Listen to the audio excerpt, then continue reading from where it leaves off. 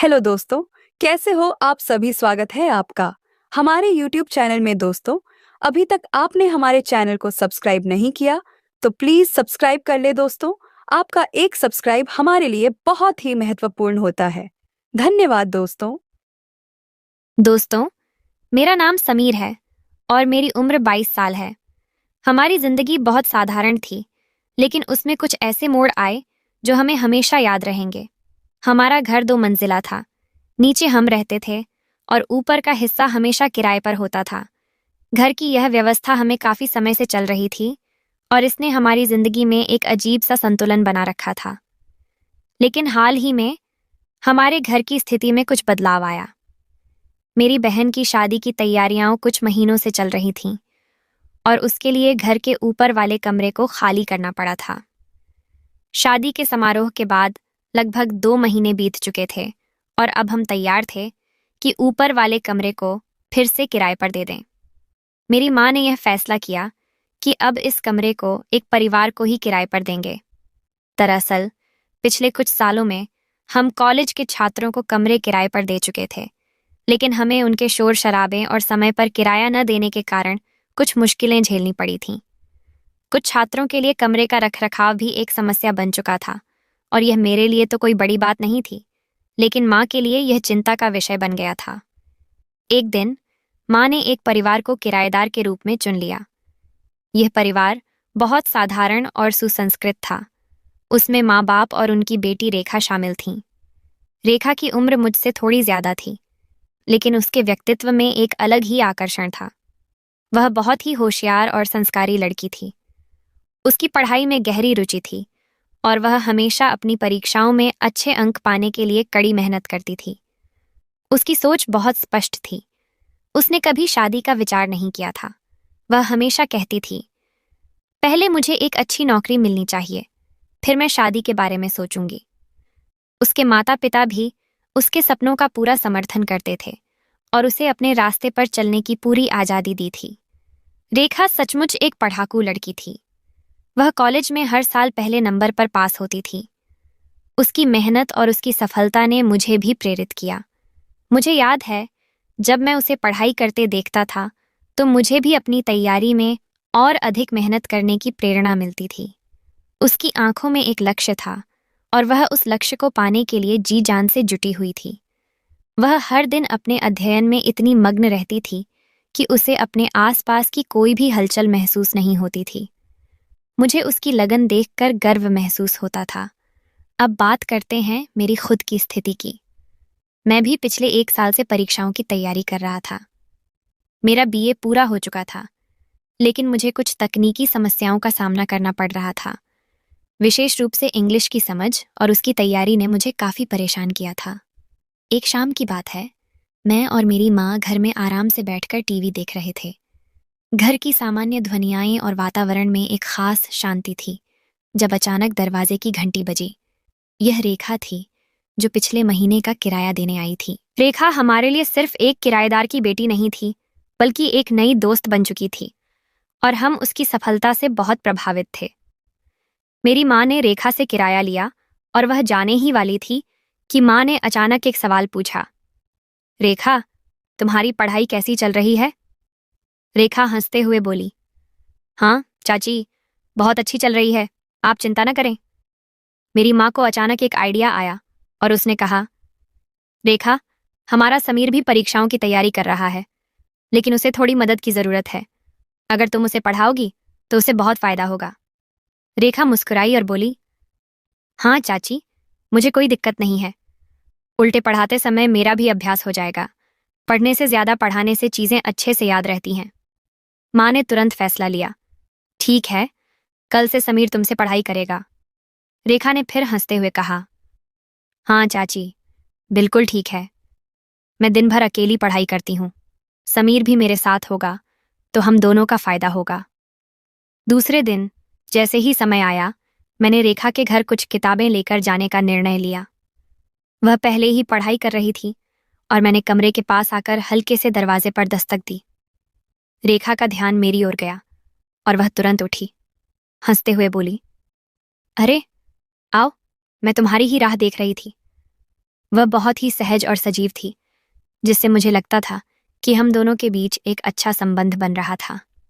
रेखा ने मुझे बैठने के लिए कुर्सी दी और जैसे ही मैंने कुर्सी पर बैठने की कोशिश की, मुझे उसके हाथ में किताबें दिखीं। रेखा ने मुझसे पूछा, तुम कब से पढ़ाई कर रहे हो? मैंने उसे बताया, पिछले साल से कुछ किताबें पढ़ रहा हूं। रेखा हंसते हुए बोली, अच्छा है, लेकिन तुम्हें और जानकारी लगेगी।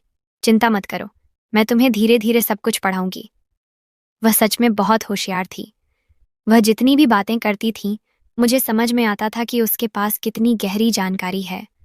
उसने धीरे धीरे मुझे विभिन्न विषयों के बारे में बताया और उसकी बातें सुनकर मैं समझने लगा कि उसके अनुभवों की झलक उसकी शब्दों में थी। मुझे अपनी पिछली पढ़ाई के बारे में कुछ कमजोरी महसूस हुई, लेकिन रेखा की बातें सुनकर आत्मविश्वास मिला। मैंने उससे कहा, रेखा, मुझे तो बहुत कम जानकारी है। रेखा ने मुझे आत्मबल देते हुए कहा, चिंता मत करो, मैं तुम्हें सब कुछ धीरे धीरे सिखा दूंगी। तुम भी आत्मविश्वास से पढ़ाई करोगे। उसकी बातें सुनकर मैं सोचने लगा कि शायद मुझे कुछ समय और रेखा जैसे मार्गदर्शक की मदद से अपनी कमजोरियों को दूर करना चाहिए। रेखा ने न सिर्फ मुझे समझाया, बल्कि मुझे आत्मविश्वास भी दिया। वह केवल एक अध्यापिका नहीं, बल्कि एक दोस्त भी बन चुकी थी, जो मेरी परेशानियों और समस्याओं को समझती थी। हम दोनों साथ में पढ़ाई करने लगे और धीरे धीरे मेरी इंग्लिश की समझ में सुधार आने लगा। रेखा का तरीका बहुत ही सरल और प्रभावशाली था। वह हर टॉपिक को छोटे छोटे हिस्सों में बांटकर समझाती थी, ताकि मुझे किसी भी विषय में कठिनाई न हो। रेखा अकेली रहती थी, क्योंकि उसके माँ बाप दोनों नौकरी के लिए सुबह ही बाहर चले जाते थे, शाम को लौटते थे। इसलिए वह दिन भर अकेली पढ़ाई करती थी। मैं रोज उसके घर जाकर दोपहर या सुबह जब भी समय मिलता, पढ़ाई करने जाने लगा। अब हमारे बीच अच्छी दोस्ती हो गई थी।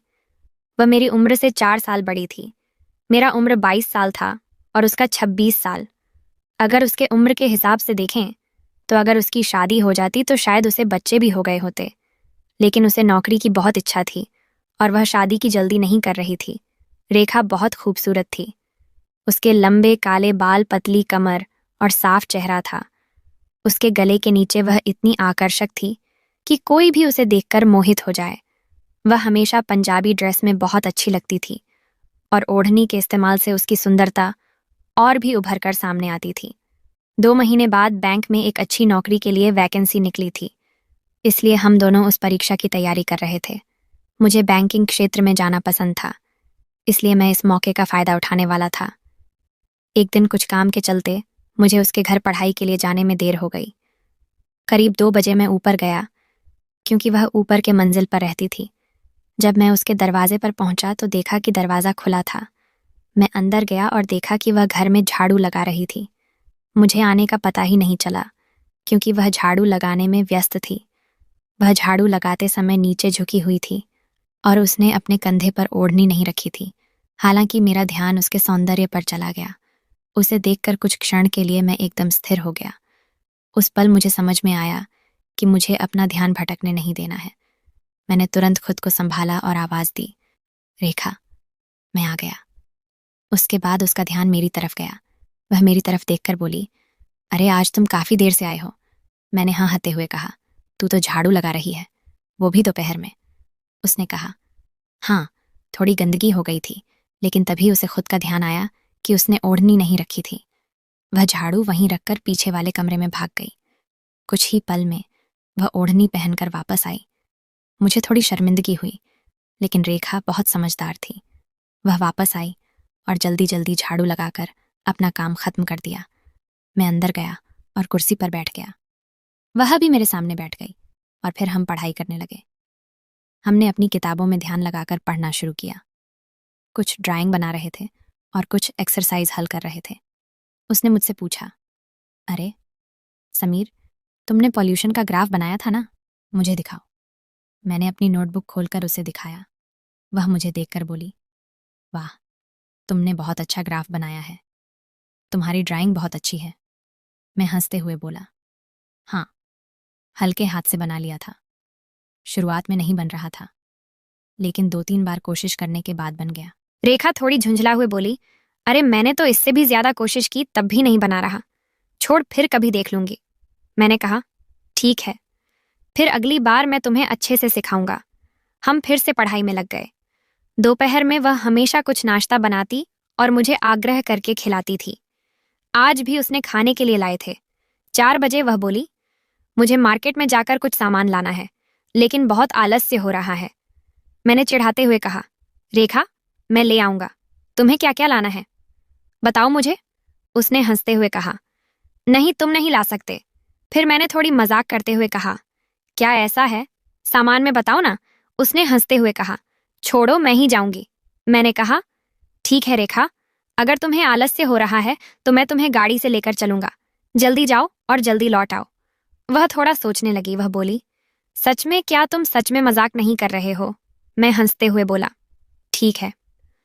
फिर शाम का वक्त था जब मैंने अपनी पुरानी बाइक निकाली और एक हल्की सी ठंडी हवा में सवार होने के लिए तैयार हो गया। रेखा सीढ़ियों से नीचे आ रही थी। उसकी पंजाबी ड्रेस में उसकी सादगी और आकर्षण एक साथ बिखर रहे थे। जैसे ही वह मेरे पास आई, मैंने बाइक की चाबी घुमाई और उसे कहा, बस ओढ़नी सही से कर लो। वह थोड़ी झिझकते हुए बोली, अरे मैं कैसे बैठूं? लेकिन जल्द ही उसने अपनी ड्रेस और ओढ़नी को ठीक किया और बाइक पर बैठने का प्रयास किया। हालांकि उसने अपनी जगह बनाए रखने के लिए थोड़ी सी दूरी रखी, फिर भी उसके शरीर की गर्मी और आत्मविश्वास ने कुछ खास असर छोड़ा। मैंने बाइक चालू की और रास्ते पर आगे बढ़ने लगा। रास्ते इतने खतरनाक थे कि गाड़ी चलाते वक्त एक के बाद एक गड्ढे और उबड़-खाबड़ रास्ते मुझे बार बार झटका दे रहे थे। यह वही नेता लोग हैं जो चुनाव के समय तो बड़े बड़े वादे करते हैं, लेकिन असलियत में इन रास्तों की हालत सुधरने का नाम नहीं लेती। मेरी बाइक, जो काफी पुरानी हो चुकी थी, हर गड्ढे में और भी ज्यादा हिलती थी। मैं खुद भी उस हर झटके को महसूस कर रहा था, लेकिन मेरी निगाहें रेखा पर थीं। मैंने रेखा से पूछा, तुम ठीक से बैठी हो ना? वह मुस्कुराते हुए बोली, हाँ समीर, मैं ठीक से पकड़कर बैठी हूं। तभी जैसे वह थोड़ी सी चुप हो गई और बिना कहे उसने अपना कोमल हाथ मेरे कंधे पर रख दिया। उसके हाथ का स्पर्श मुझे ऐसा लगा जैसे बिजली का एक हल्का सा झटका मेरे शरीर में दौड़ गया हो। ये एक नया अनुभव था, लेकिन मुझे खुद को संयमित रखने की कोशिश करनी थी। बाइक चलाने पर ध्यान देना जरूरी था, मगर रेखा का स्पर्श मुझे परेशान कर रहा था। हम मार्केट पहुंचे और रेखा ने तेजी से सामान खरीदना शुरू कर दिया। उसकी गतिशीलता और तत्परता से मुझे यह एहसास हुआ कि वह हमेशा अपनी मंजिल की ओर बढ़ने के लिए तैयार रहती थी। हम ज्यादा समय बर्बाद किए बिना जल्दी जल्दी सामान लेकर लौटने लगे। वापसी के रास्ते पर रेखा अब पिछली सीट पर बैठी थी, लेकिन अब हमारी दूरी में कुछ कमी आ गई थी। वह मेरे से थोड़ी और करीब हो गई थी और मुझे उसकी शरीर की गर्मी और हल्के से संपर्क का एहसास हो रहा था। उसका हाथ अब भी मेरे कंधे पर रखा हुआ था और यह सिर्फ एक साधारण समर्थन नहीं था, यह कुछ और था। एक ऐसा एहसास था जो मुझे हर पल महसूस हो रहा था। जब रास्ते में उबड़-खाबड़ सतह पर बाइक हिली तो मैंने उसका हल्का सा धक्का महसूस किया। उसकी हलचल ने मेरे शरीर को जैसे एक नए एहसास से भर दिया था। मैं यह समझ नहीं पा रहा था कि क्या हो रहा था। मेरे मन में अनगिनत विचारों का तूफान मच रहा था। क्या यह केवल एक साधारण एहसास था या फिर यह कुछ और था? जैसे ही हम घर पहुंचे, मैंने बाइक रोकी और कहा, अब मैं चलता हूं, कल फिर आऊंगा। रेखा मुस्कुराते हुए बोली, जैसी तुम्हारी इच्छा समीर। वह सीढ़ियों से चढ़कर अपने घर चली गई और मैं वहीं खड़ा था, जैसे समय थम सा गया हो। उसके साथ बिताए गए कुछ लम्हे, उसकी नज़दीकी, उसके स्पर्श और उसके साथ की चुप्पी ने मेरे अंदर कुछ ऐसा जगाया था जिसे मैं समझ नहीं पा रहा था। घर लौटते हुए भी मैं उसके बारे में ही सोचता रहा। मेरे मन में अनगिनत सवाल घूम रहे थे। समीर, ये क्या हो गया है? तुम उसे दीदी कहते हो, फिर भी उसके बारे में ऐसे विचार क्यों आ रहे हैं? मेरे मन में तूफान था और मैं खुद को समझाने की कोशिश कर रहा था, लेकिन दिमाग और शरीर दोनों पर काबू पाना अब मुश्किल हो चुका था। रेखा के साथ बिताए गए हर पल ने मुझे कुछ ऐसा महसूस कराया था जिसे मैं समझने की कोशिश कर रहा था, लेकिन यह बहुत जटिल था। फिर भी मैंने अपने विचारों को दबाने की पूरी कोशिश की और खुद को शांत रखने की कोशिश की। यह एक अजीब स्थिति थी जहां मन और शरीर दोनों की इच्छाएं अलग अलग दिशा में जा रही थीं। अगले दिन सुबह 10 बजे मैं उसके घर गया। वह पलंग पर बैठी थी और मुझे देखते ही उसने तेजी से अपनी ओढ़नी कंधे पर ली। यह उसकी आदत थी। जब मैं उसके साथ होता था तो वह हमेशा ओढ़नी सही से पहनती थी, लेकिन जब वह अकेली होती थी तब वह ओढ़नी को किनारे रखकर बेफिक्र रहती थी। मैं अपनी जगह पर बैठ गया और पढ़ाई शुरू की। थोड़ी देर बाद उसने मुझसे पूछा, अरे कल मैंने तुम्हें उस पोल्यूशन के ग्राफ के बारे में बताया था, क्या तुम मुझे सिखाओगा? मैंने कहा, हाँ, उसके बारे में चिंता मत करो, मैं तुम्हें सिखा दूंगा। मैं अपनी जगह से उठा और उसके पलंग के पास जाकर बैठ गया। उसने ड्राइंग करने की कोशिश की, लेकिन उसने कई गलतियां की। मैंने उससे कहा, ऐसा नहीं है, ये देखो। मैंने उसकी पेंसिल लेकर अपने किताब पर ग्राफ बनाकर दिखाया। वह आश्चर्य होकर बोली, तुमने तो बहुत अच्छे से बनाया है। मैंने कई बार कोशिश की, लेकिन मुझे नहीं बना। मैं हंसते हुए बोला, मैंने तुमसे कहा था ना, थोड़ा अभ्यास किया तो तुम भी कर पाओगी। उसने फिर से ड्राइंग बनाने की कोशिश की, लेकिन उसे फिर से नहीं बना। उसने थोड़ी निराशा के साथ मेरी तरफ देखा और बोली, समीर, मुझे और सिखाओ ना। उसकी आवाज में मिठास और चेहरे पर मासूमियत देखकर मुझे कुछ खास महसूस हुआ। मैं थोड़ा हंसते हुए बोला, ठीक है, तो हम ऐसा करते हैं, मैं तुम्हारा हाथ पकड़कर सिखाऊंगा, ठीक है? उसने धीरे धीरे हंसते हुए कहा, हाँ ठीक है। मैं उसके बाईं तरफ पलंग पर बैठ गया। उसने दीवार के पास थोड़ा सरक कर मुझे आराम से बैठने की जगह दी। मैंने उसके हाथ में पेंसिल दी और कहा, धीरे धीरे हाथ हिलाओ, थोड़ा खुलकर रखो। उसने अपने हाथ को सही स्थिति में रखा और मैंने उसके हाथ को हल्का सा सहारा देकर पेंसिल चलाना शुरू किया। जैसे जैसे मैं उसका हाथ चला रहा था, मेरा कोना उसके गले के नीचे से छू रहा था। मैंने कोशिश की कि ऐसा ना हो, लेकिन इसे टालना मुश्किल था। उसने कुछ नहीं कहा, लेकिन उसके स्पर्श का मेरे मन पर गहरा असर हो रहा था। मैंने कहा, अगर हाथ खुला छोड़ दिया तो आसान हो जाएगा। उसने मुस्कुराते हुए कहा, हाँ, लेकिन मुझे और समय लगेगा, तुम सिखाते रहो। मैंने फिर से उसके हाथ में पेंसिल ले ली और ड्राइंग करने लगा।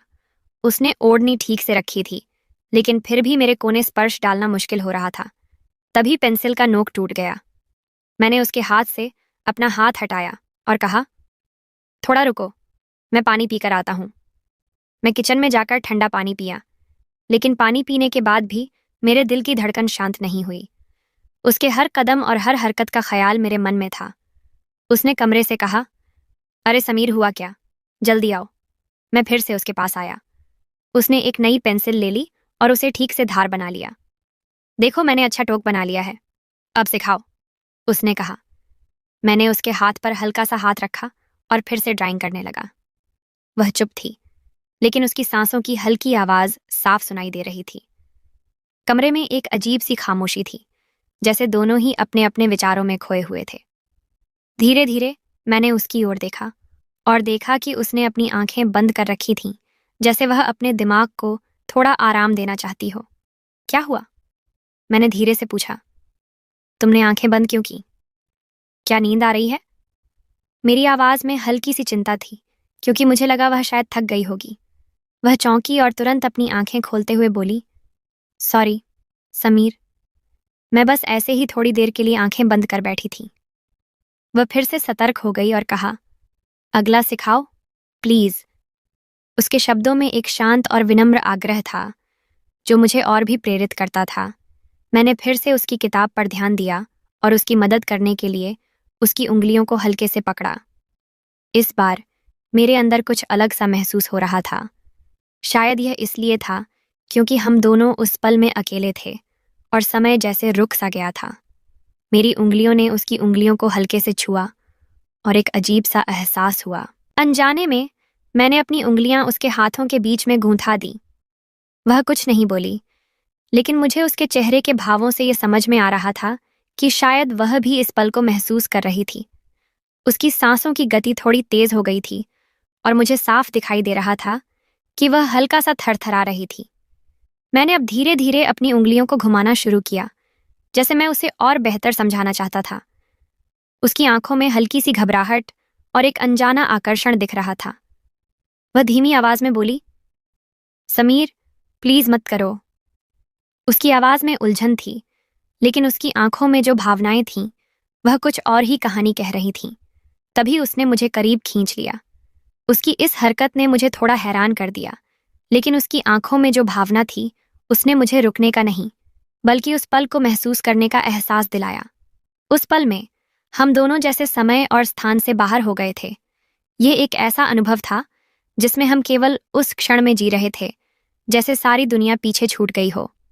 तभी मेरी नज़र खिड़की की खुली छत पर पड़ी। मैंने धीरे से कहा, खिड़की खुली है, बंद कर दो। उसने थोड़ी हंसते हुए कहा, तुम्हें अभी भी खिड़की की चिंता है। उसके आंखों में मुझे प्रेम दिख रहा था। बाहर हवा तेजी से बह रही थी, लेकिन उस कमरे में हमारे बीच भावनाओं का तूफान चल रहा था। कुछ समय बाद जब मैं अपने होश में आया तो मुझे बहुत शर्म आने लगी। जो कुछ हुआ था उसने मेरा मन उलझा दिया था। रेखा चुपचाप वहां से और रसोई में दौड़ गई। उसके हाव भाव से लग रहा था कि वह भी थोड़ी गड़बड़ में थी। मैं कुछ पल वहीं खड़ा रहा, खुद को संयमित करने की कोशिश की और बिना कुछ कहे अपना किताब वहीं छोड़कर घर की तरफ चल पड़ा। जब मैं घर पहुंचा तब माँ बाथरूम में कपड़े धो रही थी। नल का पानी पूरे घर में गूंज रहा था। मैं सीधे बेडरूम में गया। पलंग पर लेटते ही छत की तरफ घूमते पंखे को देखने लगा। पंखा जैसे गोल गोल घूम रहा था, वैसे ही मेरे विचार भी घूमते रहे। मैंने अपनी आंखें अनजाने में बंद कर दी और थोड़ी देर में मुझे नींद आ गई। कुछ घंटों बाद जब जागा तो देखा बाहर अंधेरा हो गया था। रात हो चुकी थी और मेरे मन में फिर से रेखा के विचार आने लगे। उसे क्या महसूस हुआ होगा? क्या उसे बुरा लगा? मैं हर चीज का दोष अपने पर डाल लगा। उसके मासूम चेहरे और शांत भाव बार बार मेरे मन में आने लगे। तभी मेरी माँ का आवाज आई, अरे उठना बेटा, रात हो गई है, अब कितनी देर सो गए? मैं अचानक खड़बड़ाक उठा और अगले कमरे में आया। माँ ने पूछा, क्या हुआ है? तुम इतनी देर से सो रहे हो? कल रात नींद नहीं आई क्या? मैंने जानबूझकर मुस्कुराते हुए कहा, हाँ, कल रात नींद नहीं आई, इसलिए मैंने दिन में अच्छी नींद ले ली। माँ ने कुछ नहीं कहा, लेकिन उसके चेहरे पर सवाल का संकेत दिखा। अगले 2 दिन तक मैंने रेखा के घर नहीं जाना। उसने भी मुझे किसी कारण से नहीं बुलाया था। पहले मैं हमेशा उसके घर जाता था और वह मुझे पढ़ाई के लिए बुलाती थी, लेकिन इस बार कुछ अलग था। रेखा चुप थी, जैसे कुछ महसूस कर रही हो, और यह मुझे बहुत खटका रहा था। मैंने खुद से सवाल किया कि आखिर ऐसा क्यों हो रहा था। मेरे मन में कई तरह के विचार उठने लगे थे। इस बार कोई भी संपर्क नहीं था और मुझे यह बदलाव खल रहा था। घर में ही समय बिता रहा था, लेकिन माँ ने एक बार पूछा, क्या हुआ? 2 दिनों से पढ़ाई नहीं कर रहे? मैंने किसी बहाने से उसे शांत कर दिया ताकि वह मुझे और सवाल न करे। मैंने मन ही मन सोचा कि मुझे रेखा से कुछ बात करनी चाहिए, लेकिन मैं तय नहीं कर पा रहा था कि क्या कहूं। तीसरे दिन सुबह जब मैं बगीचे में पेड़ पौधों को पानी दे रहा था, मेरी नज़र अनजाने में ऊपर के माले पर गई और रेखा वहां खड़ी थी। उसकी नज़रें मुझ पर पड़ीं, लेकिन मैंने तुरंत अपनी नज़रें चुराई।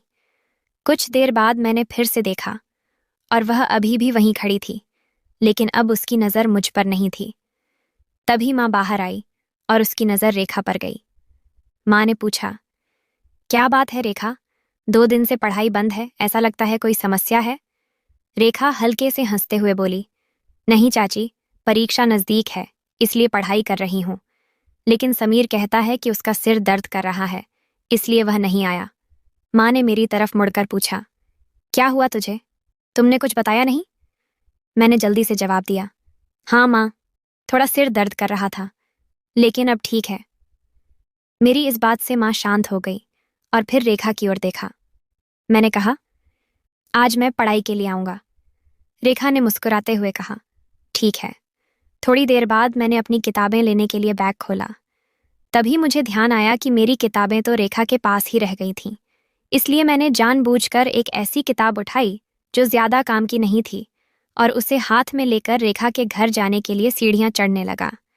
रेखा हमेशा की तरह अपने कंधे पर किताब रखकर पढ़ाई कर रही थी। मैंने कोई बात किए बिना सीधे कुर्सी पर बैठकर किताब खोलने की कोशिश की, लेकिन किताब में ध्यान होने के बावजूद मेरे विचार कहीं और ही घूम रहे थे। मेरे दिमाग में वही पुराने विचार, वही खटका, वही उलझन चल रही थी। कुछ समय बाद मेरी सहन शक्ति का बांध टूट गया। मैंने रेखा की तरफ देखा और बोला, रेखा, लेकिन इतना कहकर रुक गया। वह अभी भी पढ़ाई में मग्न थी। मैंने फिर से उसका नाम लिया, रेखा। वह अचानक मेरी तरफ देखकर बोली, अरे बोल ना, क्या हुआ? मैं थोड़ा गड़बड़ाया हुआ बोला, उस दिन जो हुआ उसके लिए सॉरी। रेखा ने गाल में हल्की सी मुस्कान के साथ कहा, इट्स ओके समीर, तुम उस बात को ज्यादा मत सोचो, जो हुआ वो हो चुका, उसे भूल जाओ और पढ़ाई पर ध्यान दो। रेखा की समझदारी ने मुझे बहुत हल्का महसूस कराया। मैंने अपनी सारी उलझनें एक पल के लिए छोड़ दी और उसके शब्दों ने मुझे मानसिक शांति दी। मैं चुपचाप पढ़ाई करने लगा और रेखा ने मुझे फिर से प्रेरित किया। थोड़ी देर बाद उसने कहा, समीर, तुम उस बात का ज्यादा विचार मत करो, अगले महीने हमें परीक्षाएं देनी हैं, अब बस पढ़ाई पर ध्यान दो, इस बार हमें पास होना है। मैंने सिर हिलाते हुए कहा, हाँ बिल्कुल। इसके बाद हम दोनों सच में मन लगाकर पढ़ाई करने लगे। रेखा ने मुझे कई चीजें सिखाईं और परीक्षा की तैयारी बहुत अच्छे से की। वह हमेशा मुझे धैर्य देती थी और प्रोत्साहन करती थी। उसकी मदद से मुझे महसूस हो रहा था कि मैं अब कहीं बेहतर कर रहा था, लेकिन मन में कहीं न कहीं मुझे रेखा के प्रति कुछ और ही भावनाएं हो रही थीं। मुझे वह बहुत पसंद आने लगी थी। परीक्षाओं को सिर्फ 8 दिन रह गए थे और मैं हर दिन रेखा के साथ पढ़ाई करने में पूरी तरह से व्यस्त था। इस बीच मेरे दिल में उसके लिए कुछ और ही भावनाएं पनप रही थीं। मैं चाहता था कि उसे कुछ खास बताऊं, लेकिन डर और संकोच ने मुझे कई बार रोक लिया। मैंने सोचा, क्या वह इस बदलाव को समझ पाएगी? लेकिन मैंने ठान लिया कि अब मैं उसे अपना दिल खोलकर बताऊंगा। उस दिन मैंने एक गुलाब का फूल लिया और रेखा के पास गया। गुलाब का फूल मेरे लिए सिर्फ एक प्रतीक नहीं था, बल्कि मेरे दिल की गहरी भावनाओं का एक छोटा सा इजहार था। जब मैं रेखा के पास पहुंचा, वह नीचे पढ़ाई कर रही थी। उसकी पूरी तवज्जो किताबों में थी। मैंने धीरे से फूल उसकी तरफ बढ़ाया। जब उसने फूल देखा तो उसकी आंखों में एक झलक सी आई और उसके चेहरे पर हल्की मुस्कान फैल गई, जो उसकी पूरी सुंदरता को और निखार रही थी। उसने धीरे से कहा, क्या? मैंने कहा, ये फूल तुम्हारे लिए। वह मुस्कुराई और फिर फूल ले लिया। उसके चेहरे की मुस्कान ने मुझे कुछ ऐसा महसूस कराया जैसे पूरी दुनिया रोशन हो गई हो। वह सिर्फ एक शब्द बोली, थैंक यू, और फिर उसने गुलाब को अपने पास रखा। उस पल ने मुझे एक अजीब सा संतोष दिया, जैसे कुछ बहुत ही खास हो रहा हो। मेरे दिल की धड़कन तेज हो गई थी और मुझे लगा कि अब मुझे कुछ कह ही देना चाहिए। मैंने अपने आप को संभालते हुए कहा, रेखा, मैं तुमसे कुछ कहना चाहता हूँ। मैं तुमसे कुछ साल छोटा हूँ, लेकिन मुझे सच में तुम पसंद हो। रेखा थोड़ी देर चुप रही और फिर शांत स्वर में बोली, समीर, मैं भी तुम्हें पसंद करती हूँ। उसकी यह बात सुनकर मेरा दिल खुशी से भर गया। मैं जैसे खुशी से उड़ते हुए अपने जज्बातों को नहीं रोक पा रहा था। हम दोनों एक दूसरे को गले लगाने लगे, लेकिन तभी रेखा ने खुद को संजीदा किया और बोली, समीर, हमें अभी इन चीजों के बजाय अपनी परीक्षा पर ध्यान देना चाहिए। हमारी पढ़ाई पूरी होने के बाद हम इस बारे में बात कर सकते हैं। मैंने सिर हिलाया और कहा, हाँ तुम बिल्कुल सही कह रही हो। और फिर हम दोनों ने पढ़ाई पर ध्यान केंद्रित किया, बिना किसी रोक टोक के। हमने परीक्षा दी और अच्छे अंक पाकर पास हो गए। हमारी मेहनत रंग लाई और हमें वह नौकरी मिल गई जो हम दोनों चाहते थे। कुछ दिनों बाद हमारे घरों में जॉइनिंग लेटर आया। मेरे माँ बाप बहुत खुश थे और रेखा के घर में भी वही पत्र आया था। पोस्टमैन ने एक साथ दोनों घरों को पत्र सौंपे थे। थोड़ी देर बाद रेखा और उसकी माँ भी नीचे आईं। रेखा के हाथ में जॉइनिंग लेटर था और जब रेखा के घर वालों ने उसे हमारे घर लाकर हमें दिया तो मेरे पिताजी ने मुझे कहा, तू रेखा दीदी को धन्यवाद कह और उनका आभार मान। उनके कारण ही तू परीक्षा पास हुआ है, वरना तू किस तरह का लड़का है मुझे अच्छे से पता है। मेरे पिताजी मुस्कुराए, लेकिन मेरी माँ हंसते हुए बोली, अरे वह दीदी नहीं है। मेरे पिताजी थोड़ा चौंके और बोले, तो फिर वह कौन है? इस पर रेखा की माँ और मेरी माँ दोनों हंसने लगीं। मेरी माँ ने कहा, हमारा सब कुछ तय हो चुका है। मेरे पिताजी फिर से कंफ्यूज हो गए। क्या तय हुआ है? उन्होंने पूछा। अब मैं और रेखा दोनों शर्म से मुस्कुरा रहे थे। मुझे बिल्कुल समझ नहीं आ रहा था कि माँ क्या बोल रही थी। मेरे पिताजी भी कंफ्यूज होकर मेरी माँ की तरफ देखने लगे। तू क्या कह रही है? मुझे कुछ समझ में नहीं आ रहा। फिर मेरी माँ ने मुस्कुराते हुए कहा, रेखा हमारे घर की होने वाली बहू है और समीर उसका पति बनने वाला है, तो वह उसे दीदी क्यों कहे? यह सुनकर मेरा चेहरा शर्म से लाल हो गया। मैं सिर झुकाकर खड़ा हो गया और रेखा तो शर्म से बाहर भाग गई। मेरी माँ ने उसे आवाज दी, अरे लाज मत कर, तुम्हारी माँ और मुझे सब पता है तुम्हारे और समीर के बारे में। हम पहले से ही जान चुके थे। हम सिर्फ तुम्हारी परीक्षा का इंतजार कर रहे थे। अब तुम दोनों अच्छे अंकों से पास हो गए हो और अब हम तुम्हारी जल्दी ही शादी करवा रहे हैं।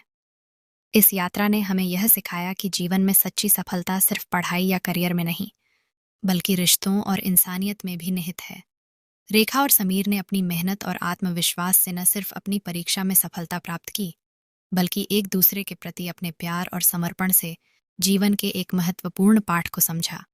कभी कभी हमें अपने भावनाओं को समझने और संयमित तरीके से उन्हें व्यक्त करने की आवश्यकता होती है, क्योंकि जीवन में सही समय और सही तरीका ही सफलता का मार्ग दिखाता है। आज के समय में जहां हम तेजी से आगे बढ़ने की कोशिश कर रहे हैं, वहां रिश्तों का सही मूल्य समझना और उन्हें सम्मान देना बहुत जरूरी है। हर कदम पर समझदारी, धैर्य और परिश्रम की आवश्यकता होती है। इसी तरह जब आप किसी के साथ मिलकर अपने लक्ष्यों की ओर बढ़ते हैं, तो न केवल आप अपनी सफलता प्राप्त करते हैं, बल्कि आपके रिश्ते भी मजबूत होते हैं। तो दोस्तों, आपको ये कहानी कैसी लगी कमेंट करके ज़रूर बताएं। धन्यवाद।